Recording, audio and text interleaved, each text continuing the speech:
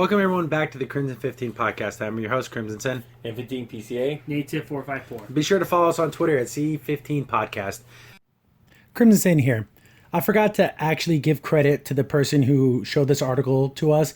It's Madhouse Studios over on Twitter. I'll give them credit in the description below. Normally I do it in the video. It just slipped my mind. But as a reminder to everyone else, if you have any ideas for videos or want to show us an article and you want to see our point on it, we'll definitely consider it, just like this right here. So no further ado, let's get to the video. So one of the cool things about sci-fi is you get a lot of, especially the TV series, you get like guest directors. Former cast members, former directors like Jonathan Frakes directed episodes of Discovery and an episode of Orville.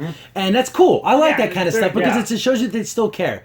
So Robert Duncan McNeill, he played Tom Paris. Tom Paris is kind of directing now and doing stuff. And he was supposed to kind of do Discovery, but then he kind of doesn't want to do it. I'm like, what's going on? I'm going to read his statement, and it's for the dumbest reason possible. Well, the one you think it would be. Yeah, not because of contractual things or he was too busy. No, for the dumbest crap ever. These are his words. I wanted to direct Discovery. I met with the producing director. I don't know the show that well. Why does that keep happening? Like, even Patrick Stewart's like, oh, I haven't seen Discovery yet. You Why think not? something that you were in, you would see, especially something big like Star Trek. Yeah. There's some little obscure role you did somewhere, and they're doing a second movie. No, this is... Yeah, like this thing. So he's not too familiar with them. Why would you want to direct something you're not familiar with? Have you ever seen Nothing? And the It's problem his might be- way of skirting the thing. Like, well, did you like it? Well, that too. Ooh, maybe. And he That's doesn't a have good to answer point. it. But also that, because you remember you did something that was a good Star Trek thing. That's not what this series is. And you won't be able to match up what you did because it's different now. So he continues that on. way. I don't know the show that well, but I met with him on the last hiatus to talk about season 2. I also produce now, so I hire a lot of directors. The last few years, there's been a systemic shift in terms of the priorities towards female and diverse directors. God. Wow, that was a lot. That's so stupid. Yeah. That reality now has met with us to be normal, which was a lot of white guys, to be quite honest, has changed. Why does Why does that matter? Why does that matter? I'm not white, and I don't care about that. It's never came to me. It's like, oh man, I could enjoy this movie so much more if it was someone from my racial background. I don't care about that crap. The normal person just wants a good story. Yes. Basically, the last story we did about Star Trek, you could almost place it with this one. It could reference it because it's the same garbage. Same garbage. I can't stand it. That reality now is meant to be normal, which was a lot of white guys, to be quite honest, has changed. Some shows are mostly women directing. I think Jessica Jones last year had an all-female directors. Handmaid's Tale, a woman may direct the next Star Trek movie. Most importantly, it's a wonderful thing that's happening. I'm proud of other shows I produced. The Gifted, which is a good show. The Arrangement, Girlfriends, Guides to Divorce. I brought in female directors, but to answer your question, Discovery does a limited number of episodes and a priority there is to get female and diverse directors. So there are fewer opportunities for people like me, which is a great thing. But yeah, if the opportunity arose to direct Discovery and I would fit that, they needed in that fit in my schedule, I'd love to do it. So he's basically saying, I don't want the job, I don't want the money, I'd rather go to a minority or a woman. Why does that matter? Again, Denying a role to be a part of a new Trek series, to throw yourself in, to lay prostate in the arena of shame because you're white, it's ridiculous. No, and you didn't have to do it. You didn't have to do it. It's ridiculous. And remember, it's a great thing. It's a great thing. It's a great thing. What is he not getting hired? Not getting a job? It's great to be... Cue Martha Stewart. It's a good thing. I'm going to say the line here because I've seen all season 2 Jessica Jones and it wasn't that good. So your point making was all female did not make it a better series. Matter of fact, it wasn't good at all.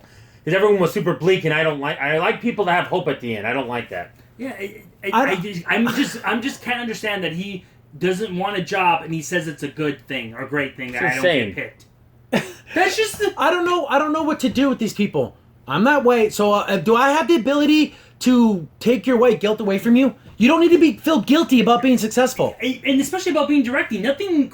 Make a great story that everyone can enjoy. I remember, what was it, that same as songwriter Randy Newman said that one time. Oh, I only get the jobs I'm white. No, because you're a good songwriter. It has nothing to do with you being white. It has nothing to do with it. No. It's so stupid.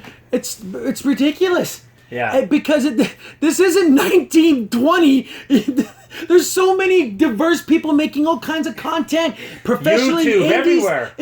What are they talking about? It's so sad. I can't wait for women to have the right to vote. What are we talking about? It's so open now, and it's so much opportunity now. It's unprecedented for everyone. Yes. All you need is the internet, and you can go. You can make something. And what makes me so what we're doing right now, this podcast. I have white guilt. It's a great thing. Yeah. And it's fantastic. You know what, directors? This is how it really should be. You get their resume, you look at their name, you see nothing else.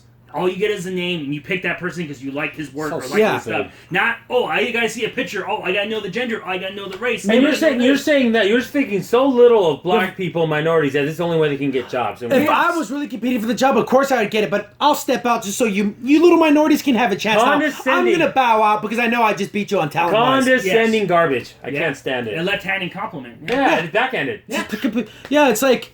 That's basically what he's saying. Oh, I would totally get it, but I want some more females to get in there. They couldn't compete with me one-on-one, so I'm going to just bow out. Yeah, that's what you really are saying. Even though you think you're being virtuous, no, you're being pathetic and being a jerk. It shows you what you really think of minorities and women. You think they're lesser and pathetic and marginalized and all those stupid words that they like to use. And believe me, he's my second favorite character, Tom Paris of Voyager. I loved him. But he did a great job. Just ridiculous. Yeah. My favorite is Belana Torres, by the way, who's a black woman, so I don't know.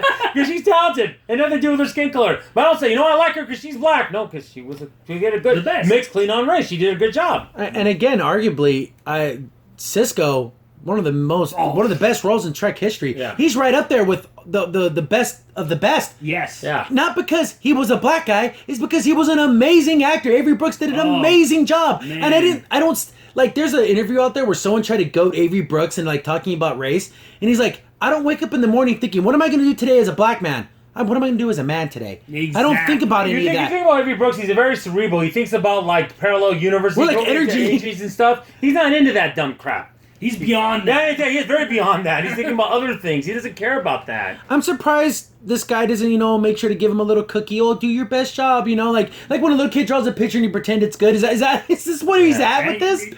Yeah. Why didn't he just say, you know what, I have conflicting schedules, I can't do it. That's all I had to say. Exactly. But he had a virtue signal. Yeah. Oh, I love them women's and all the minorities because they got to do a good job because too many of me's. Yeah, it's basically either you're pathetic or you're being really condescending jerk. These are the type of people that make second unit directors, like in the Star Wars. Yeah, well, they make a big deal about this woman. Bro, I don't know what to say when you showed that picture. Like, that lady's black. I love how that story, She's so light-skinned, like, I didn't even realize. But here's the thing. That story lasted about 20 seconds. No one cared because it's stupid. No one talked about it. That Star Wars movie is so much better than that second unit director. Nobody cares. Second unit. You might think about the makeup guy. You might think about the editing. You might think about the writing, which in director, but you're not thinking about that. That's second unit director. Oh my goodness. I would love to do it. If I fit it. If you're a good director, you've done stuff and you know the source material. Yeah. I don't know what to say. It's driving me nuts that we keep running into this crap where it's not about the story. It's not about the characters. It's about the genders and the political ideologies of the people. Yeah. No, that's we just don't get it. That's what they act like. Instead of it, you don't get it.